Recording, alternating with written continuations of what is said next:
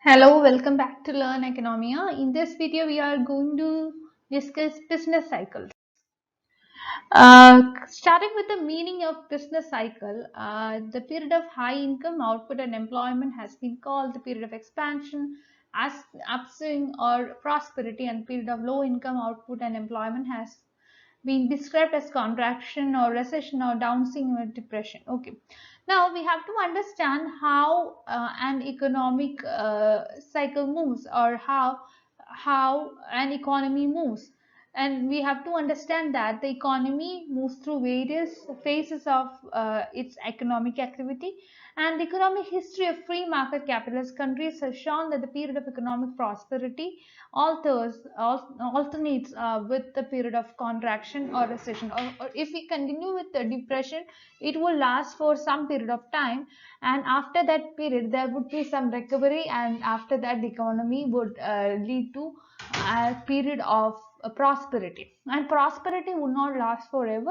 After some period of prosperity, the economy will take a downswing, and it will move to recession. So whether it is developing economy or developed economy, it doesn't matter. We have to understand that each and every economy will move through these phases of economic cycles, which are known as a business cycles. So these are also known as trade cycles, and as per Keynes, a trade cycle is composed of periods of good trade characterized by rising prices and low unemployment, with periods of bad trade characterized by falling prices and high unemployment. We have to understand that the fluctuations in the economic activities, that they are recurrent. That means that they will uh, be happening over time, and that will happen again and again, and this should be occurring periodically, or we could see that we cannot say that this will happen in a regular fashion. There can be irregular fashion as well. So whatever it may be, there will be fluctuations, and these kinds of fluctuations are known as a business cycle. It could be noted that these fluctuations or cycles means that they are periodic and they could occur regularly, though we cannot predict that this would be the actual regularity. There can be some irregular fluctuations as well. The duration of business cycle has not been the same length every time. It could vary from a period of minimum 2 years to a maximum of 10 to 12 years. And it could be assumed that the fluctuations of output and other economic indicators around this trend, it showed repetitive and regular pattern of alternating periods of expansion and contraction. However, there has been no clear evidence regarding the regularity of cycle or the duration of this cycle. We cannot predict that this particular cycle would be lasting for this much year. If once it happens for 10 years, or if once it happens, it prevails, the effect of the same prevails for 10 years. It doesn't mean that when it happens again, it will be prevailing, the effect of the same prevailing for 10 years. So it could be either less than 10 years, or more than 10 years, or but chances there for the same to get prevailed for 10 years. So we cannot predict that the effect of the business cycle would be regular, and it would follow a particular time frame. In some business cycle, there have been large swings away from the trend, and in some others, the swings would be of moderate nature. A significant point which should be noted is that business cycle is that they have a very costly, especially in the economic world. During the period of recession or depression, for example, many workers would lose their jobs, and as a result of large scale unemployment, which would cause a loss of output, this will lead to problems in the economy. And besides, during depression, many businessmen go bankrupt and suffer huge losses in the period of recession as well. And fluctuations in economic activity creates a lot of uncertainty in economic sense, and this will create anxiety to the individuals about their future income and employment opportunities, and involve a great risk for long-run investments in projects.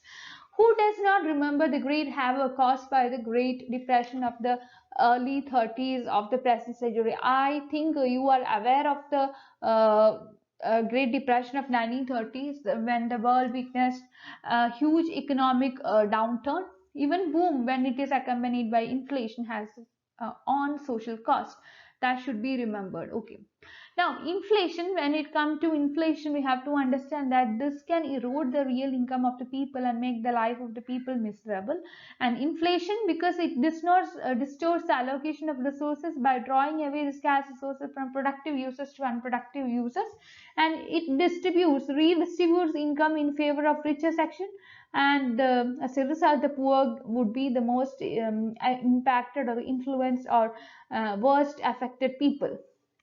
About the harmful effect of trade cycles, Crowther, he writes that on one hand, there is misery and shame of unemployment with all the individual poverty and social disturbances that it may create.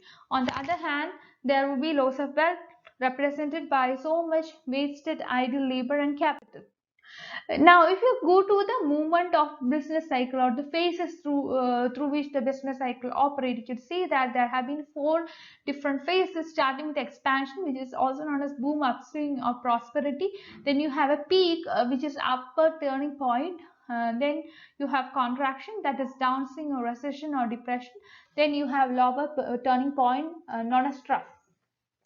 The four phases are given in the figure here with the revival of economic activity. We just start with the depression. When during the times of depression, we could see that the level of economic activity would be low and employment would be low, etc.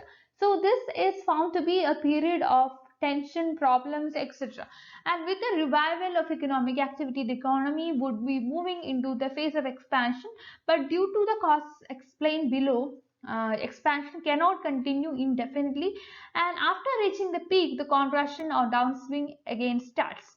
With the contraction, when this gathers momentum, we have a depression, and the downswing continues till the lowest turning point, which is known as trough. Haberler, in his work, has explained this business cycle, where he has four phases. There's upper turning point, downswing, and lower turning point. Here, this pattern could be viewed in terms of fluctuation occurring around a stable equilibrium position, and it would cause a dynamic stability which depicts a change but without growth of the trend. And the second pattern of cyclical fluctuations is where cyclical changes in the economic activity takes place around the growth path. And Hicks, in his model of business cycle, explains such a pattern of fluctuations in with long run rising trend in economic activity by imposing factors such as autonomous investment due to population growth and technological progress, causing economic growth on the otherwise stationary state. Coming to the first phase, which is known as economic expansion and prosperity, it is an phase where the output as well as employment would increase till we have the full employment of resources, and production is at the highest possible level given the productive resources. There is no involuntary unemployment, and when expansion gathers momentum, we have prosperity. The gap between the potential GDP and actual GDP would be zero. That means that the potential GDP would be equal to the actual GDP, and there would be a good level of net investment occurring, and demand for durable consumer goods would be high. Prices also increase during expansion phase, but this is mainly due to high level of economic activity. As a result, we can see that the standard of living of the people increases. Then something may occur, like whether the banks could start reducing credit or profit expectations change adversely, and businessmen become pessimistic about the future state of economic affairs, which would bring the end of the expansion or prosperity phase. Economists differ regarding the possible causes of the end of prosperity and start of the downswing in the economic activity. Monetarists view that, as per their argument, the contraction in the bank credit may cause a downswing, and Keynes has argued that a sudden collapse of the expected rate of profit. This is the main reason why the economy would turn to a downswing. and as a result, if there is less marginal efficiency of capital or the expectations of the people, this will lead to fall in investment, and as per him, this would cause downswing in the economic activity. Now, coming to the contraction and depression phase, we could see that expansion is something that will not last forever. There would be the opposite case as well, and during contraction, not only there is fall in the GNP, but also the employment would be falling, and as a result, involuntary unemployment would appear, and that too in a large scale. Investment will be decreasing, and also consumption would be decreasing. At the times of contraction or depression, prices will also fall, and this is mainly due to fall in the aggregate demand. A significant feature of depression is that there would be a fall in the interest rate. With lower rate of interest, people's demand for money holdings increases, and there's a lot of excess capacity as the industries producing capital goods and consumer goods work much below the capacity, especially due to lack of demand.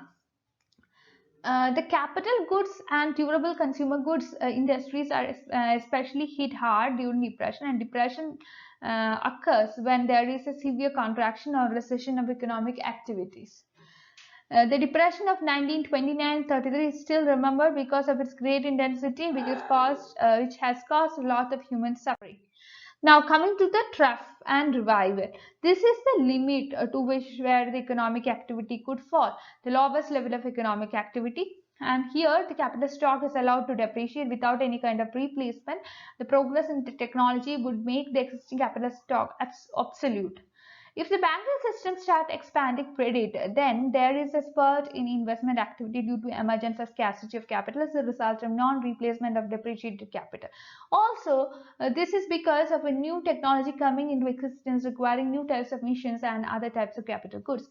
The stimulation of investment would be bringing a revival of the economy, and the recovery is considered to be the turning point from depression, or this will lead to expansion. As the investment rises, this will increase consumption.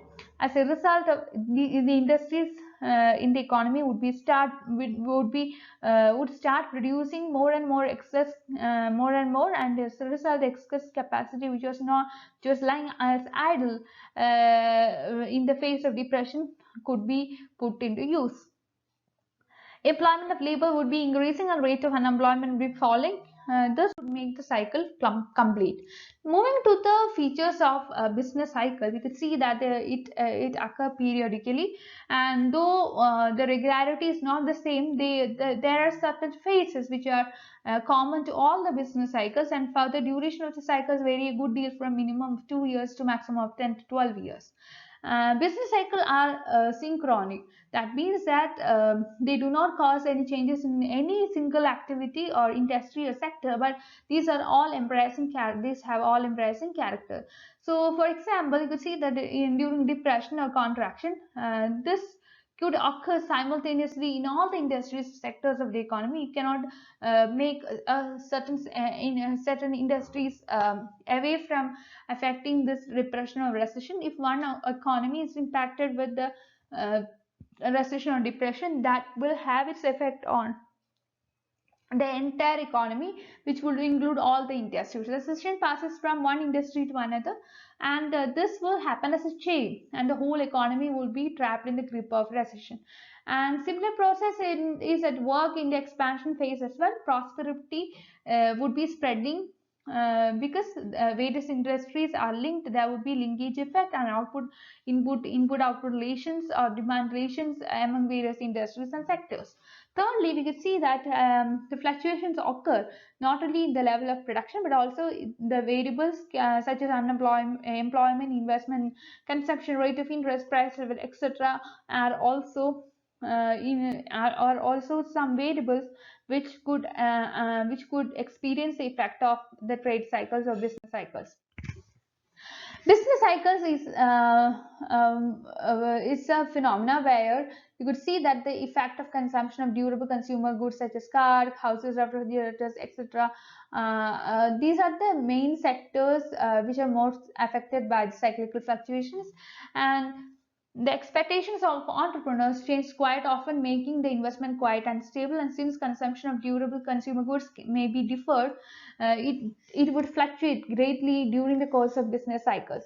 And then business cycles, in especially in the case of consumption of non-durable goods and services, does not vary much after the different phase of business cycle. Past data of business cycle reveal that household maintain a great instability in consumption of non-durable goods. The immediate impact of depression and expansion on various inventories of goods could be understood.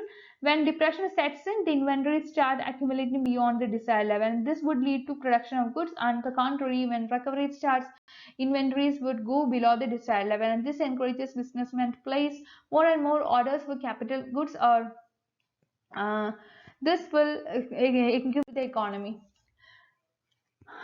Then you would see that the profit fluctuates more than any other kind of income. The occurrence of business cycle causes a lot of uncertainty for a businessman, and during depression period, profits may even become negative, and in many cases, we can see that the businessmen go bankrupt. In a free market economy, profits are justified on the ground that these would be dealt with by the flexibility of wages and prices. And you could see that the business cycles are international in character. Once started in one country, they would spread to other countries as well, because one country would be having trade relations with many other countries. So the impact of the business cycle experienced by country in one country would have its impact upon all the countries where with which the country in question has trade relations. Now, if there is a recession in the USA, which has a large importer of goods from other countries, it will cause a fall in the demand for imports from other countries, whose exports would be adversely affected, causing the recession in these exporting countries as well. Depression of 1930s in USA and Great Britain engulfed the entire capital of the world. So with that, we are ending the video. I hope you are somewhat clear about the business cycle, its phases, its characteristic features, then the main points to be noted in the business cycle, etc. I hope you have gained something from this video. I request you to like, share and subscribe this channel for more videos, and also you are welcome to my Telegram group and Telegram channel to discuss your doubts.